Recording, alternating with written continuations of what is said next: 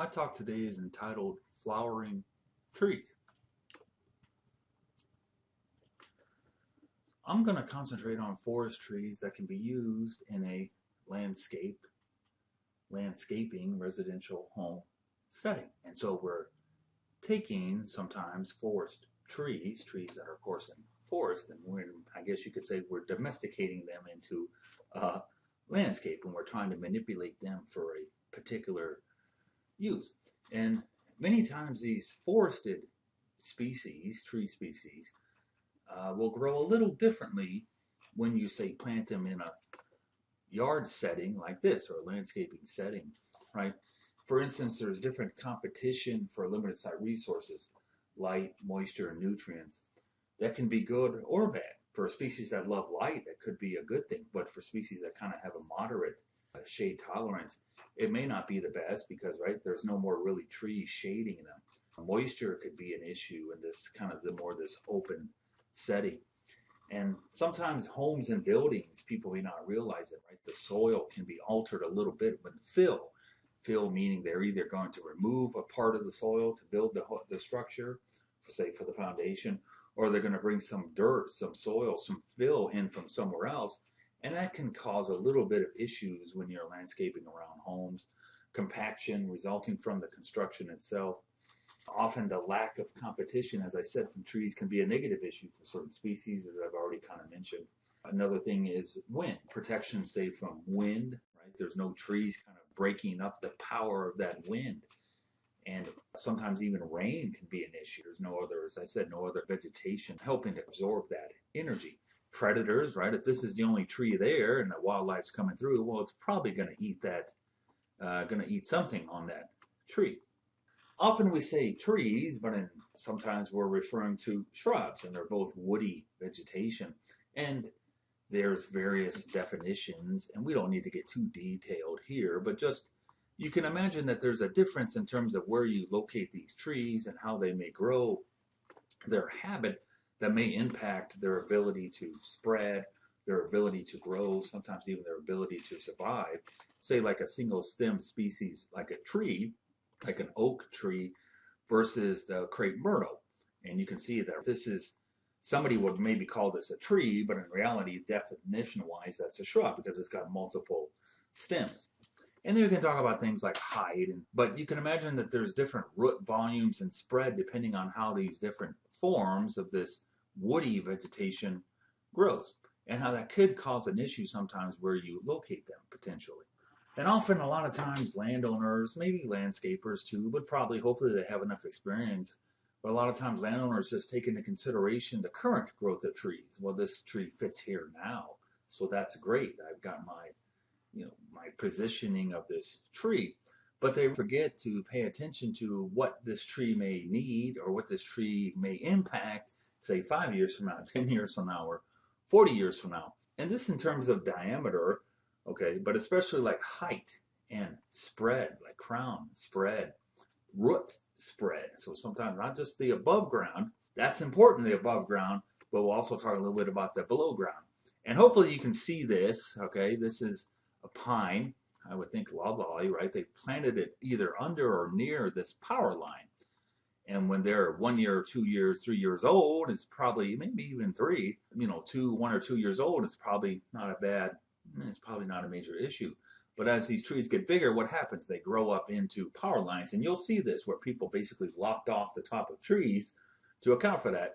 So that just comes with a little bit more foresight, a little better planning, a little better identification of the species that you're putting there and the potential issues that the species may cause given various other factors that may be a concern. And then below ground, do not forget that root spreading of those roots, both in terms of the tree itself, the vegetation itself, but also what it may do to structures or to roads or to sidewalks, or even say things like underground wiring or cables or pipes, water pipes or stuff like that, how they may grow over the next 5, 10, 40 years, and what may be a 4-foot tall hardwood tree today, what that may be in 40 years. And so those are definitely things you want to consider. And then other things too, like where that location is for herbicides or fertilizers, even weed eaters, right? but we're talking underground in the sense of like, can that herbicide translocate, kind of move within the soil and create problems that you may be applying it over here, but all of a sudden it's moving a little bit, or even the fertilizer. And as I mentioned too, like any type of fill or rock, different soil that may have been put there, or that may have been altered even for other various reasons, that could impact the microsite that you may not realize. You may see a plant of the same species of a tree here and then plant it here, and then wonder why this is not growing the same as that one. Well, there could potentially be there could be some fill or something that came in there and changed that site condition, that little microsite. And of course, even just in general, right? Even natural soils, you could say, are going to have microsite differences. This tree here, hopefully you can see it, died. And it probably, when it was younger, was probably okay. And I don't know this for sure per se, but this road here could be an issue, right? As it's getting bigger, its root system's kind of coming into there, and maybe even compaction may cause a problem. But it's expanding into that cement, that blacktop, and maybe pollution a little bit. I don't know if that could be a major issue. There's not that much traffic there. But just kind of thinking about things of where you're putting that tree. Maybe they could have put it a little back, a little further over here, maybe had a little different moisture or something like that. So as I said, I don't know if that's necessarily what caused the mortality, but it could have been. Just thinking about where that tree is going to be in 5, 10, 30, 40 years. Here's another one, everybody, and this is pretty amazing. This tree is still surviving, so obviously this is not good for this tree. This is actually in Texas, and it really doesn't show it. If you saw it there, you would see what I'm talking about, but they really cut off that ground probably years ago, and these trees have been able to survive. But obviously that's not good for that tree. It could create some instability, maybe not here, but instability in other places for roads or things. So once again, everybody, kind of thinking about what you're doing in terms of the location of the tree and its biology, physiology, but also what an impact may have on structures. Even things like footpath, the amount of foot traffic on it could create problems below ground. And this, as I said, may have issues. Not this one per se, but these underground trees may have issues with foundations of buildings, or even pipes or cables. And always call Mississippi 811. And I don't know exactly what all they will tell you, but they will help you with information about, I believe, underground cables and pipes and things like that could be an issue when you're digging. And I think that sometimes gas lines can be under, and you wouldn't want to hit that gas line. That may hit you, unfortunately. So things to consider. And so other things to consider. This is a fireworks, obviously. Do you kind of want all the trees to flower at the same time? Big bang, this finale almost of these fireworks? Or do you kind of want a gradual, maybe say over 3 or 4 or 5 months, this gradual firework or display of flowering? And that can be dependent on the species that you select, maybe even where you locate them. Maybe you want one place, you want a big bang, and then maybe on the property, the other part of the property, you want a gradual flowering. So that's something to consider. And even the colors, there's white, red, purple, yellow flowers, and there's probably variations of other flowers as well, pink, that you can select to give you different levels of a bang. Concerns about wildlife, species you pick, the location of those species. Certain trees and shrubs will probably attract wildlife, and in many ways that's great, and that may be an objective of what you want. But at the same time, that may not be an objective, because right, if you're near a road or something like that, it could be an issue, and maybe you don't want these animals. Right? You're putting these trees out for flowers, or maybe you don't want them eating them. Something to think about, maybe the height of these trees with time, the amount of pruning that may be required to reduce that, or if you do want wildlife, and maybe some things that you could do to help the wildlife frequent those places more. These are on these interstates anymore, which is wonderful. That way the animals aren't crossing the interstates. So you don't necessarily have to get, obviously, I don't think that's going to be part of the issue here, but just thinking about what these trees may do and the species that you select, how that may impact wildlife and, say, even the potential for accidents with vehicles, and for both for the animal's life and the human being's life. Do you want any shade from these trees? Do you just want trees that flower? Do you want trees that are fruit? Do you want trees that are preferred by certain wildlife? Do you want shade? Say maple will give you shade, and it may give you some flowering as well. Tulip poplar, which is yellow poplar, will give you some. And black elm, I think, has some smaller flowers. These are all wonderful shade trees. Sycamore and oaks, I'm not sure if they have the flowering that you may think of. And you may have a combination of shade trees with your flowering trees. Unfortunately, I'd probably avoid ash because of the emerald ash borer. And then elm, I hear, is a water sucker. And sweet gum, right? Sweet gum, why? Sweet gum's a good shade tree, I think, but it has those balls.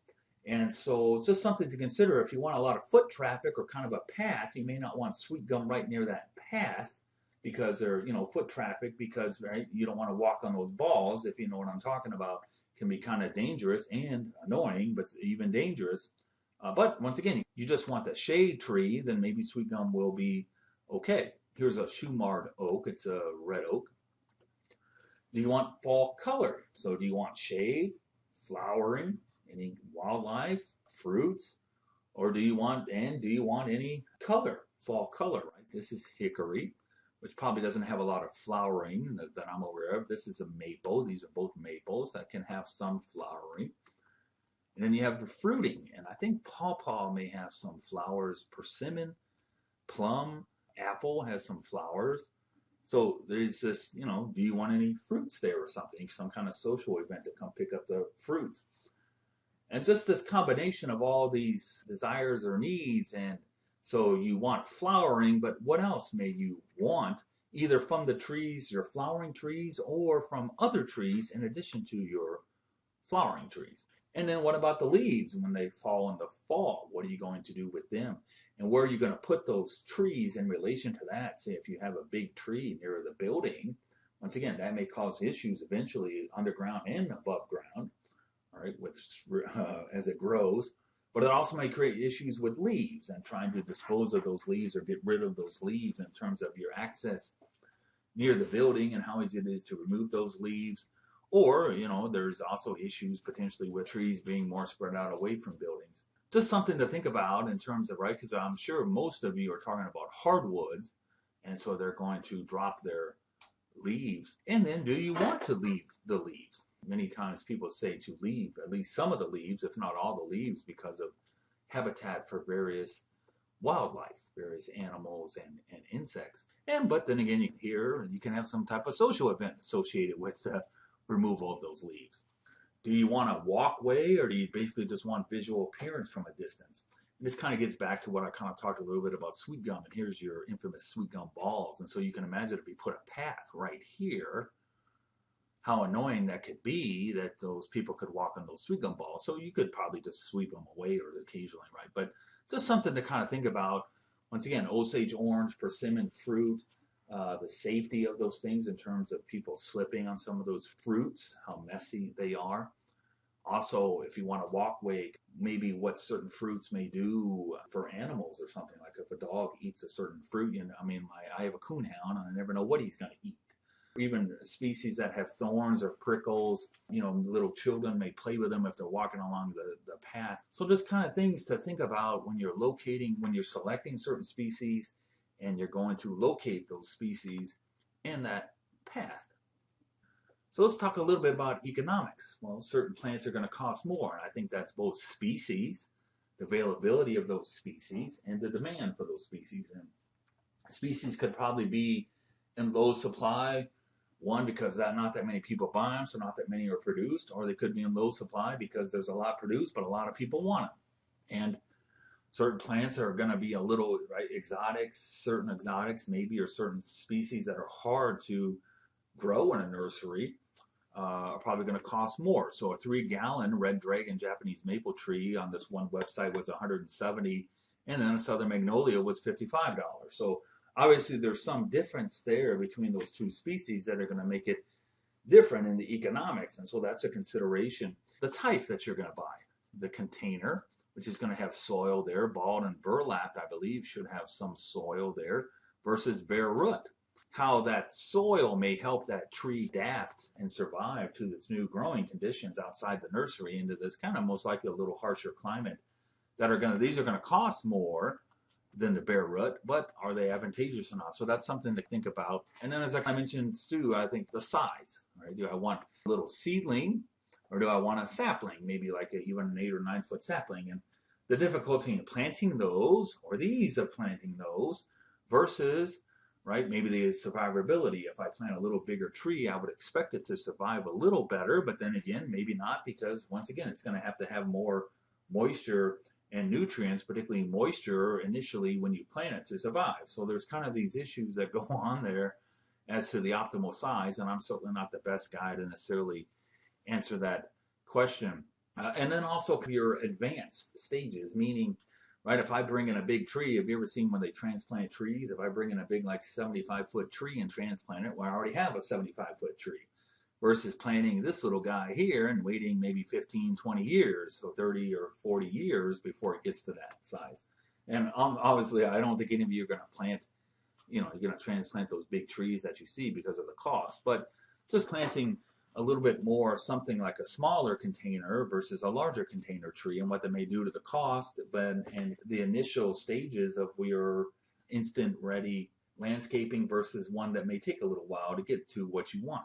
And so how to plant a tree, and generally I'll see where, based on the type of seedling that you buy, you want around 2 times the diameter of the tree's root ball, and then you want to make sure that you separate the roots when you take it out of these containers, or the bare root, and make sure that they're faced out and down so that they don't grow within themselves. That can create issues with stability and may even kill the tree.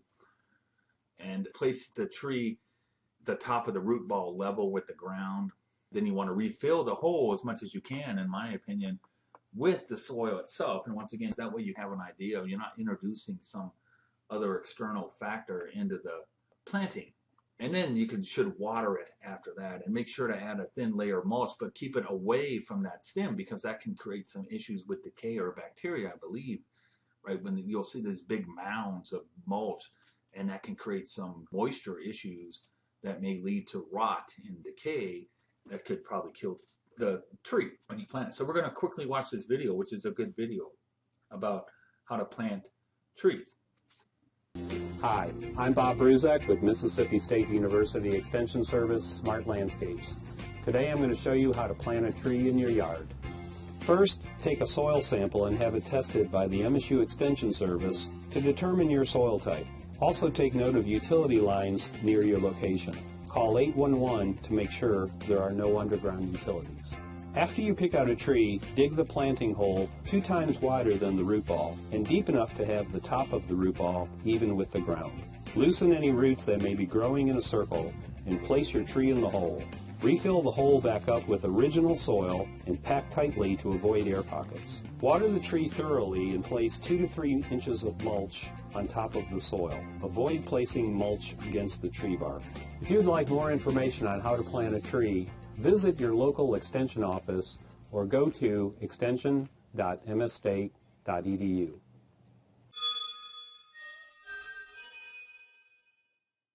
And that mulch can also be good to keep the weed eater away, or the mower away. So when to plant, I see some variation on this, and it may vary by species, most likely, right? But generally, I see sometime here in Mississippi around November, December to January, maybe into February, with a little bit of variation on the species. And this is a much better source than myself in terms of the timing of when to plant. Cultivars, genetic modification, exotics, invasives, right? We get in this issue of, do I want to plant exotics or invasives? And cultivars, do I want any GMOs, genetic modification? Sometimes planting native trees is better, right? Because you would expect that they have a better adaptability to the local climate. Any freeze situations, any extreme heat, moisture conditions, that should be a little more conducive to what that tree is going to put into, the situation that you're putting this new tree into, and perhaps even pressures from insects or wildlife that exotics may have certain issues with. And then you have level of maintenance, meaning these exotics may be beautiful, but in order to get them to grow, survive, may require quite a bit of work, maybe pruning or irrigation or fertilization. So there's that issue, the level of maintenance, and as I said, concerns about wildlife. And I think you're planting specifically for flowering, but as I said, there's other considerations too, shade, fruiting, wildlife. But if you're planting specifically just for flowering, then exotics, right, may offer some benefit as opposed to natives. And be careful with cultivars and exotics. I see this example sometimes. For instance, like American beautyberry and Chinese beautyberry, where people may accidentally buy Chinese beautyberry. Either one, they selected incorrectly, or two, they were kind of misled into buying that. So always pay attention to the genus, but also the species, right? The binomial nomenclature. The Calocalpa, both are Calocalpers, beautyberry, and then one's Americana, the American, and the Dichotoma is from Asia. So just pay attention to the genus and species and make sure you're buying the specific species that you intended to buy. And then we talk about invasives. And invasives in some ways, I guess, could be definition or human definition specific. My invasive may not be your invasive. And so it's a definition. And Bradford pear, I think, is a good example where obviously people are planting Bradford pears for a reason. But what are the issues that it may do to the surrounding vegetation? Is it going to, in a sense, overwhelm or overtake a landscape? And so there's always issues with invasives, and we're going to talk about this book here today that has a good list of invasives. And just remember with invasives, the conditions that you're putting the other species in with this invasive, as well as even political, I guess you could say, right? Somebody may not like that you had planted a certain defined invasive, as well as invasives in terms of what they may do to wildlife or to the people that may be visiting your property and their pets, or things to consider. Fire-wise, always being aware when you're planting trees, where you're locating them, and the potential issues from wildfire that could come up. So I believe this is your building here, and so it doesn't appear to be a major fire risk, whether you did so or not. It looks like you're fairly already fire-wise. Just kind of things to consider, how, if there was a wildfire coming through here, how it may be able to kind of jump over here, and where you may want to put certain species or not put certain species, certain mulching or certain density of trees to reduce the probability of that wildfire spreading. And even if you had a fire here in the building, okay, sometimes we talk about wildfires, but even if you had a fire here on the property and it's spreading around beyond where you wanted it to go. So there's some woods here, but for the most part, right, these roads and all that, looks like you're not a major fire risk. And you may have seen this before, this immediate zone, intermediate zone, extended zone. And this is another example. The types of vegetation, species to plant here versus here, the density. You can have more density here, more trees, greater density vegetation than say here near the immediate. Things like with mulch, like with pine mulch, if you have a wood structure, maybe I wouldn't put pine mulch right next to the building or bark. But if I have cement or brick, maybe I can put some pine mulch there. The density of vegetation and leaves that may be there that could catch on fire in dry conditions. And pruning, not really allowing that fire to get up into the crown, which may spread in the wind. So always keep pruning. This is obviously ridiculous, extreme case. Just make sure to prune that so that if the fire was on the ground, it would stay on the ground and not get up into the canopy. And this I'm getting at with mulch, pine mulch, right? Pine needles. This is probably fine here because you got some spread. But if this is right next to a structure maybe, or like a wooden building or some kind of wooden display that you had, maybe I wouldn't put it right there next to that building or that display or structure, because it could help it to catch on fire. And then there's fire-wise, has these different flammabilities associated with particular species and the benefits of various species in terms of their flammability. Something to consider as well. Rhododendron, I know, is a pretty flower. And then nurseries, where are you going to get these trees from? So local versus online. Local nurseries or garden centers, well, you often know the people that work there. For the most part, I would assume one of you would. You can talk with a real person, and you would assume this person, if they're in the nursery business, would know what they're talking about. So that's a benefit. And in some cases, many cases, you could probably get a larger plant for the same cost because you don't have to pay for shipping. And a great thing is you can see and inspect the plant that you're buying. Now, if you're buying maybe a bulk 100 plants, you may not be able to, particularly if they're ordering them for you. But right, I don't think you guys are going to buy a large number of plants. So you can basically look at in terms of, is there any disease, potential disease? Is there any issues with the coloring or perhaps even the root mass? If you can look at that, potential problems with branches where you already see issues before you even bring them out to be outplanted. Now, online has certain opportunities. Usually it's going to allow you to have a wider variety of plants to purchase, perhaps a greater number of plants. As I said, I don't think though you're buying a large number. And then perhaps the sizes, depending on, like I said, if you want smaller trees or if you want bigger trees, and the types, whether you want like a root ball or the bare root or the container burlap, I should say, container or bare root, and it may give you more options. But that said, though, sometimes your local nursery or garden center can order seedlings or trees for you. So something to consider. And then pruning is always a concern. Shaping. I would try to shape your trees as soon as you can. I see people that don't shape trees 5, 10, 15 years, and then you have an issue. And that could be sometimes a fatal issue, not necessarily the tree's going to die, but a fatal issue in terms of that, well, it's already had that habit, and you may need to remove it. And there's various aspects why you would want to prune. You probably know of this common pruning technique that we now recommend, this first initial undercutting, and then you come back over a little bit more from the stem, and then you make that final cut through. And that way, this undercut here, the whole weight of this branch is not here, and it's going to strip that bark. So there's various means of pruning that are beneficial to reduce damage and for potential agents of disease or even insects. So watch your fertilizer and herbicide application. The weed eaters and mowers as mulch can sometimes be beneficial. Keep away the herbicide and the fertilizer, but also remember the herbicide, sometimes they can soil active, so they can move a little bit, and even the fertilizer is probably soil active. So just be aware that what you're applying on some other tree, it doesn't get to the tree that you don't want it to get on. And then the weed eaters and the mowers, as I said, to keep them away from the base of that tree. And this can minimize vehicular travel around these trees as well as foot travel. And then, of course, this is not what we want in terms of mulching and the mound mulch. This is kind of, right, remember, it's about 2 to 4 inches deep, and keep it away from the base of that tree. I would imagine down here underneath you got moisture conditions that may lead to decay or some type of rot.